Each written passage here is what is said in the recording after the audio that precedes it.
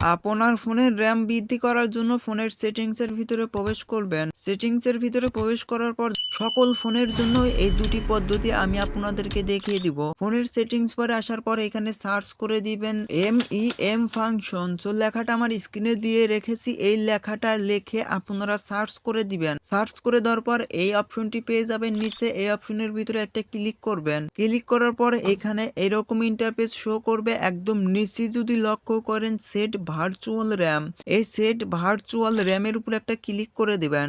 এখানে যে দেখতেই পারছেন একদম নিচে যদি লক্ষ্য করেন এইখানে কিন্তু 3GB এবং 5GB 8GB। সো এইখান থেকে 5GB সিলেক্ট করা রয়েছে, এখানে 8GBর উপর ক্লিক করে দিবেন। ক্লিক করে দেওয়ার পর এইখান থেকে এই ওকের উপর ক্লিক করে দিলেই কিন্তু আপনার ফোনের র্যামটা অ্যাড হয়ে যাবে।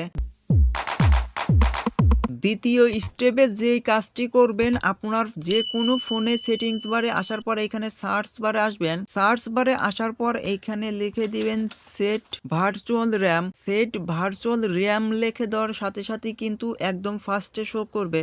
এই সেট ভার্চুয়াল র্যামটা লিখে দিলেই কিন্তু আপনারা অপশনটি পেয়ে যাবেন এবং এইখান থেকে এই সেট ভার্চুয়াল র্যামের উপর ক্লিক করে এইখান থেকে র্যামটা বৃদ্ধি করতে পারেন। আপনার ফোনের সেটিংসে হোম পেজে আসার পর নিচের দিকে স্ক্রল করবেন। নিচের দিকে স্ক্রল করার পর এখানে একটি অপশন পেয়ে যাবেন স্পেশাল ফাংশন।